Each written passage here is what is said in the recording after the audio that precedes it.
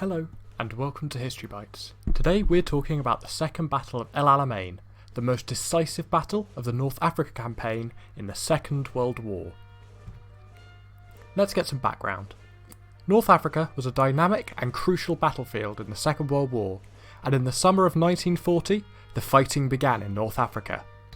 Italian-controlled Libya was the beacon of fascism in North Africa, and Britain had control of Egypt and the Suez, with France owning Tunisia to Morocco. The Allies knew that the Suez must not fall.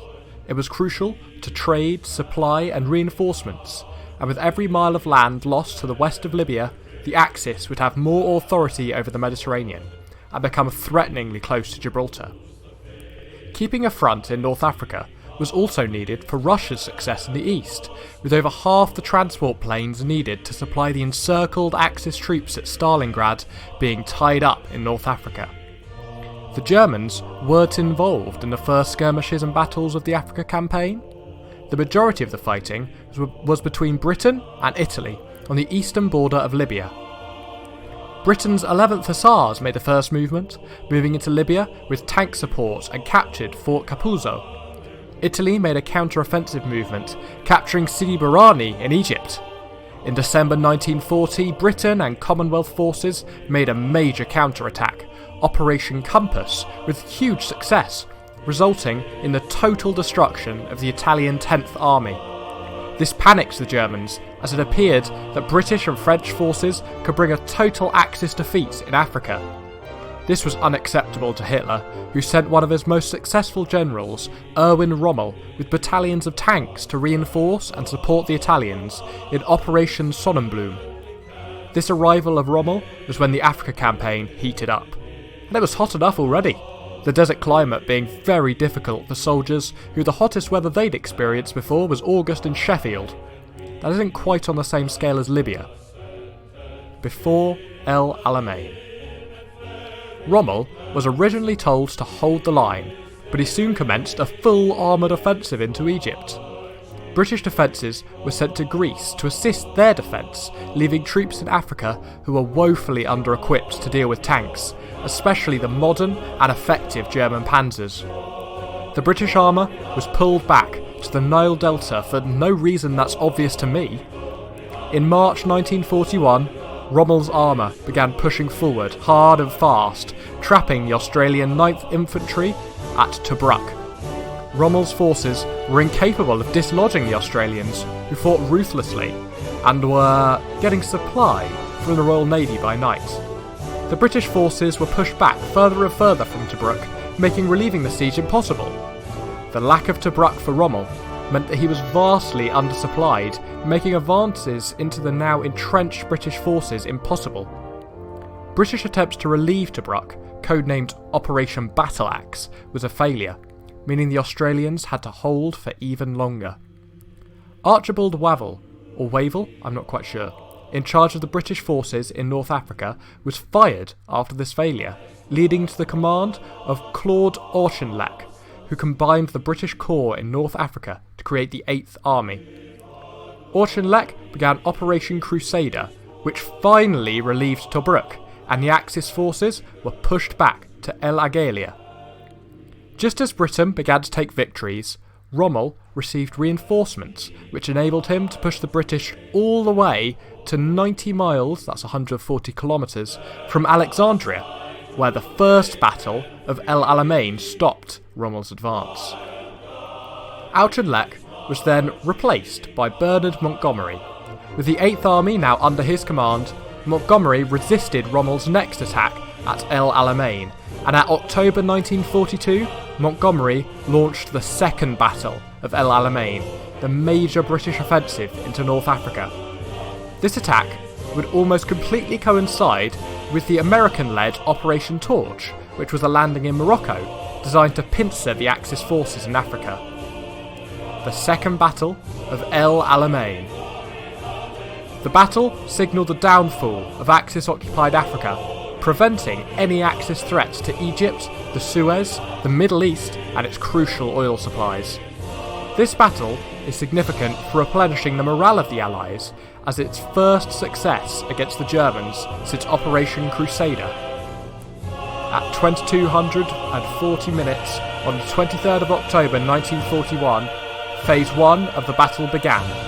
Operation Lightfoot, a 1,000 gun bombardment in and around the German 15th Panzer Battalion and other areas where Germans were thought to be entrenched. The infantry moved forward first, clearing mines to allow the tanks to move through.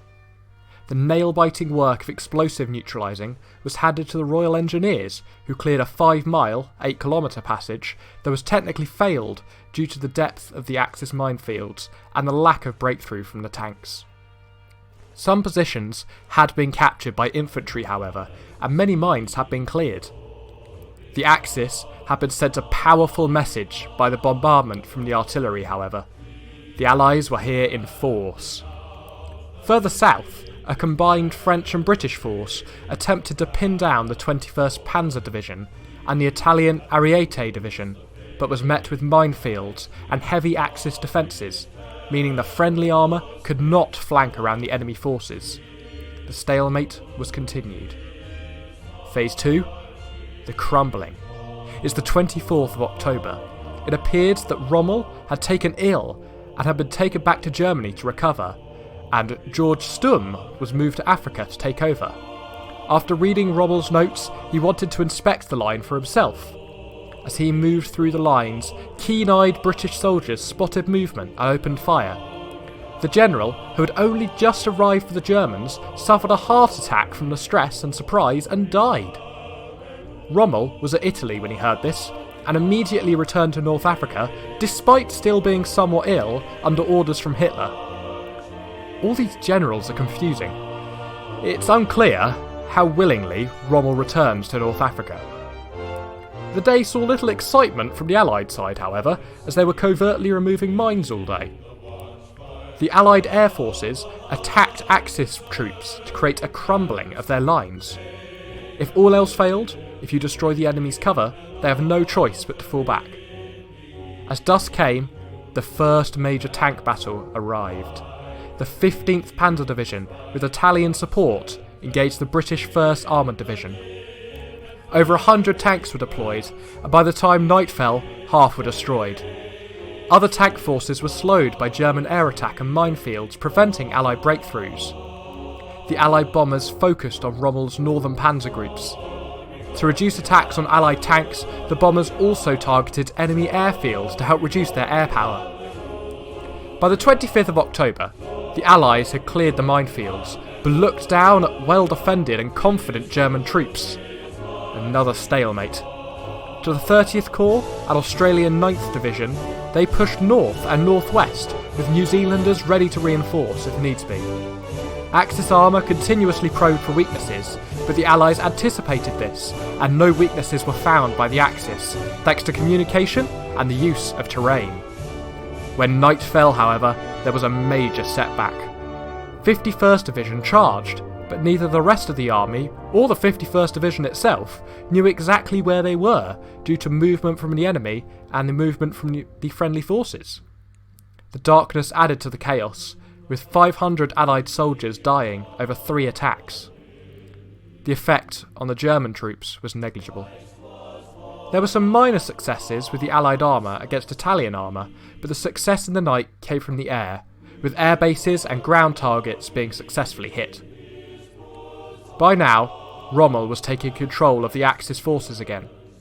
He was infuriated by the losses and predicted a British attack in the north. He wanted to strike first, and planned his own attack to capture Hill 28. But that will have to wait until next time. The final 2 phases of the battle and the Allied push into Africa will be coming soon. I hope you enjoyed today's episode on the Second Battle of El Alamein. If you learned something new, press like and subscribe if you're new. Leave a comment on what you thought, and I'll see you next time.